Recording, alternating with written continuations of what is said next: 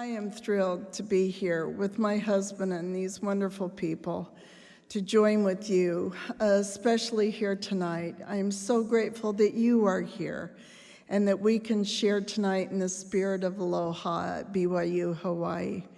Thank you for coming with the sweet spirit that you bring that blesses us. I was taught a valuable lesson by a personal experience with President Nelson a number of years ago when my husband served as the senior president of the 7 presidents of the 70. President Nelson was the quorum president of the 12 apostles at the time.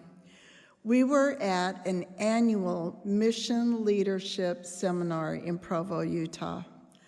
I happened to come late into one of the meetings focused on counseling the sister mission leaders. The room was full of our devoted sisters, and I kind of stepped in towards the back of the room looking for a seat I could just slip into quietly. Straight up the aisle from where I stood, my eye caught Elder Nelson on the stand, and he smiled. I smiled back, despite my embarrassment for being late and that he had caught me. Elder Nelson held my gaze, and he took his finger and he pointed to me and pointed to a seat on the front row.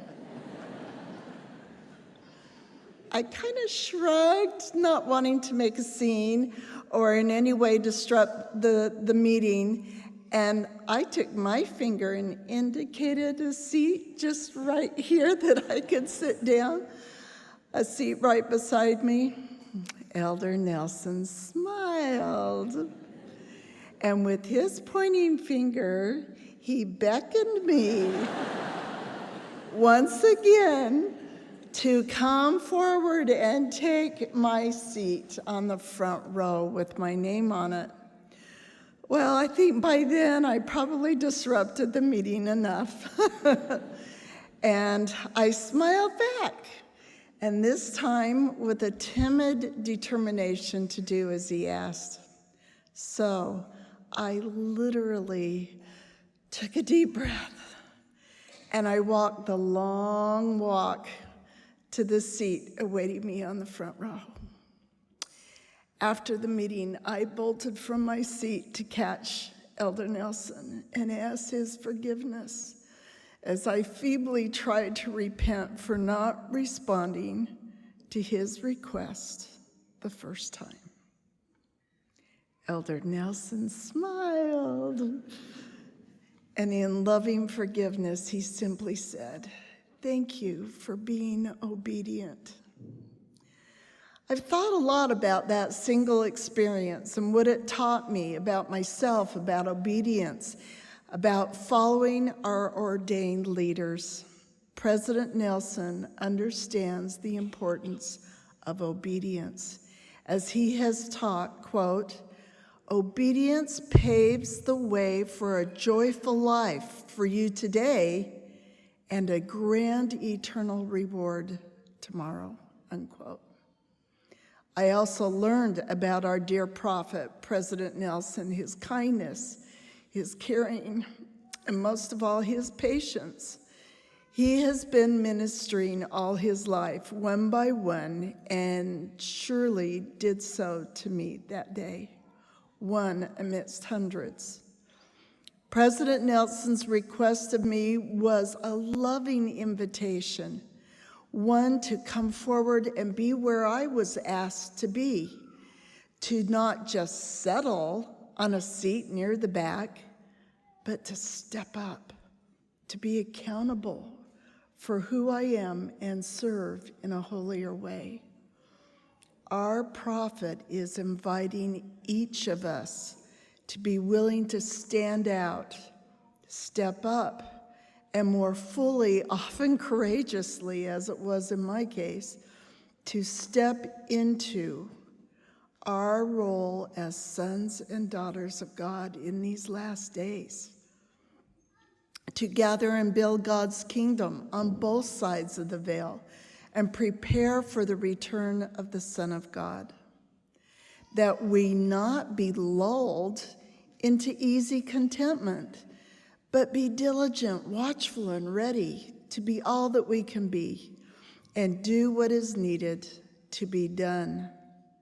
He has invited us to hear him, our Savior Jesus Christ, and seek, listen for, and heed personal revelation, to be more grateful, to be kind and a peacemaker, and build bridges of understanding with others, to gather Israel on both sides of the veil, which includes giving more time devoted to temple service. You're so blessed to have a temple so close. It should be used often. All these things will help us individually to stay on the covenant path, to put Christ first and let God prevail in our lives. With these wonderful invitations established in our hearts and actions, it is more natural for us to think celestial, his latest invitation. The Son of God has also invited each one of us to come unto him, to step up and be like him. The Lord taught, blessed, forgave, and loved, ministering one by one, just like President Nelson did for me, just like we can do for others. Our New York City mission scripture came from 3 Nephi 18, verse 24. As our Redeemer said, "Therefore hold up your light, that it may shine into the world. Behold, I am the light which ye shall hold up, that which ye have seen me do." He is speaking to us to stand tall, bearing his light in an ever-darkening world. President Nelson has always held up the Lord's light and led by example. He has shared, "If I have learned anything in my life, it is that our ultimate security and our only enduring happiness lies in holding on to the iron rod of the restored gospel of Jesus Christ, complete with its covenants and ordinances. When we do so, we can safely navigate through waters because we have access to God's power," unquote. As we live and serve with a desire to be obedient, we will find protection from the adversary's enticings and peace amidst troubling times, while becoming a holier people, prepared to meet our Lord and Savior and Redeemer when he comes again, whenever that may be. This is the true church restored of Jesus Christ on the earth. I bear testimony that he was, that he is, and that he is to come.